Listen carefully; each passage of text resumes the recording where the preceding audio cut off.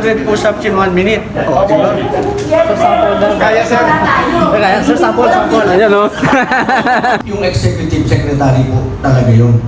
Ano po? Pero kahit na po siya tinatawag na leader president, kahit po kailan, hindi siya magiging pangulo. Tanggapin yung hamon niya na magbuhat daw po kayo ng barbell. Hindi ako nagbabarbell pero nagpo-push up ako eh. Pero pwede naman pagbigyan natin, baka sakaling kayanin ko eh. Pero hindi na siguro. Huwag na kaming dalawa magbarbell kasi Push up na lang. Sa edad naming dalawa, hindi na safe yun. Mag-push up na lang kami. Ayun, yun po ang hamon ninyo. 100 push up in 1 minute. Naku po, mahirap yan. Pero pag tinatawag kayo na kakasya sa hamon ninyo, huwag ninyo kami kalimutan, sir, mag-cover sa inyo. Ay, hindi, malalaman ninyo dahil sasabihan na Ayun. Salamat, sir. Sample. Pag naghahamon siya ng ano eh, naghahamon ko sa kanya, 100 push ups in 1 minute. Oh, di ba? So, sample daw. Kaya, sir. Kaya, sir, sample. Ayan, no? Kaya, sir, kaya. Basic. Sa tingin niyo, sir, kaya i-BBM yun? Matagal na ako din push up pero palagay ko kaya ko dahil pinapasa ko yan. Sige, sir. Hindi po kami personality driven or personality based. Kung sino po yung sinasaad sa konstitusyon na dapat, karapat-dapat at legal na hahalili, doon po kami nakasandal. Ulitin ko po, we are not into a personality driven position in the UPI.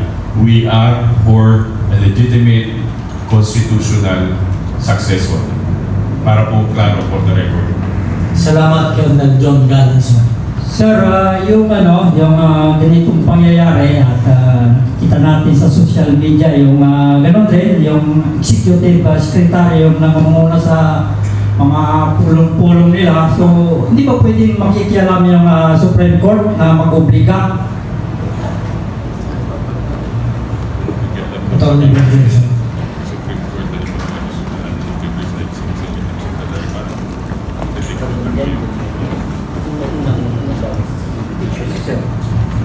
Pakiulit nga. Nakikita natin yung pagkawala ng ilang araw ng Pangulo at nagkaroon ng mga pulong-pulong, di ba?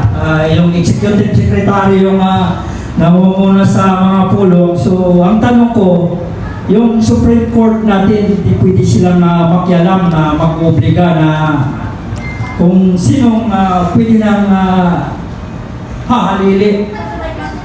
Alam po ninyo ang ating Korte Suprema, makaka-acto lamang pagka merong justiciable issue. Pagka merong reklamo at nakita nila na ito ay kinakailangan aksyonan, kinakailangan desisyonan, saka lamang sila makikialam. Ang Executive Secretary po natin ay head ng mga cabinet secretaries kasi siya yung Executive Secretary. Ano po, kumbaga sa ordinaryong, sa kumpanya po, sa kumpanya siya yung Chief Operating Officer. Siya po ang nagpapatakbo para sa Pangulo. Para yung Pangulo ay makakonsentrate doon sa mga mas mabibigat na nagampanin ng Pangulo. Yung everyday, day-to-day management ng opisina ng Pangulo, yung Executive Secretary po talaga yun. Ano po? Pero kahit na po siya tinatawag na leader president, kahit po kailan, hindi siya magiging Pangulo. Kailangan po yung talagang binigyan natin tayong mga taong bayan, yung pinagkatiwalaan natin ng powers ng Pangulo at yung pwedeng mag-succeed, yun lang po talaga ang uubra. Hindi po pwede yung OIC caretaker o acting president, executive secretary. Wala pong ganun sa ating saligang batas. Kaya nga po sinasabi namin, lahat tayo lalo sila, yung mga matataas na opisyal, nanumpa silang puproteksyonan nila, pagtatanggol nila, susundin nila ang ating saligang batas. Ay ano ngayon? Bakit? Anong nangyayari? Bakit kaliwat kanan ang pagbastos sa ating saligang batas, ang hindi pagsunod sa ating saligang batas?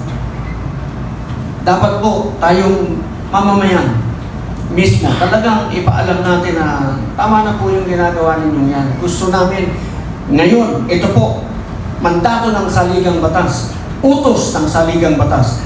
May karapatan ng taong bayan malaman ang tunay na katayuan, kalagayan ng iyong kalusugan. Ipaalam mo po sa amin. Yun ang kailangan namin, hindi yung jogging. Pwede ka mag-jogging sandali eh. Pwede kang magpa-jumping dyan ng konti na you look okay. Tuwa po kami, ay okay ang presidente. Very good. Magandang pakiramdam dahil ay okay pala, hindi naman pala totoo yung mga nababalita eh. Okay yun. Kaya lang merong mali kagabi, napansin niyo ba? Yung kanyang bulletin na babasahin, sabi niya, babasahin ko yung bulletin. April 14, eh kagabi niya binasa yun. Kahapon. Eh April 13 lang kahapon. Kinorek daw niya. Ha? Kinorek daw po ako. Kinorek na. O di okay pa rin. Di ba? Kinorek na nila eh. Nagkaroon ng mali. Lahat naman tayo nagkakamali. Pero, Wala talaga sa sarili. medical bulletin, galing sa doktor mo, medical records, pakita natin. May mga sinumpaan po yung mga doktor eh, hindi yan pwedeng magsinungaling.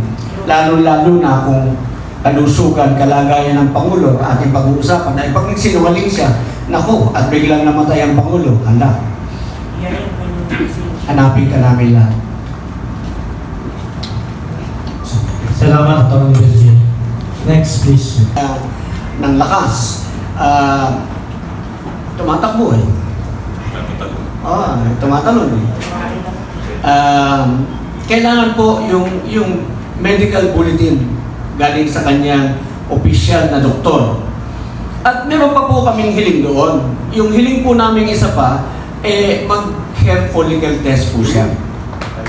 Yan. Yung po ay importante dahil yung mental capacity, hindi lamang physical ability ang inahanap natin sa Pangulo, kundi pati mental capacity. Alam po ninyo, pagka matagal na kayong gumagamit ng droga, yung kaya maraming yung mga drug addict kung sumaksak, napakadami. Nag-hallucinate yun. Tingin niya sa lola niya, diablo. Tingin niya sa lola niya, nakaratay na, nakahiga na, pinagsasaksak pa niya kasi tingin niya, buhay pa yung kanyang kalaban. So, ang nangyayari naman, hindi ko sinasabing gano'n ng Pangulo. Sinasabi ko lang is there is also a possibility when you are prolonged user of drugs. Pag mayroong mabigat, mahirap na desisyon, magba-back out ka. Magtatago ka sa cabinet at hindi ka magdi-decide. Ayaw po natin ang ganong sitwasyon na mangyari sa atin. Gusto lang po natin, wala po tayong sinasabing gano'n ng Pangulo. Ang sinasabi natin, kailangan po namin ng assurance, mag-hair follicle test ka po, bigyan mo kami ng medical bulletin ng iyong actual state of health para po mapanatag ang bayan dahil kayo ay okay. Baka po gusto niya magpakita sa atin, hindi sabayan natin ng takbo. 1 kilometer muna. Salamat po, maraming salamat.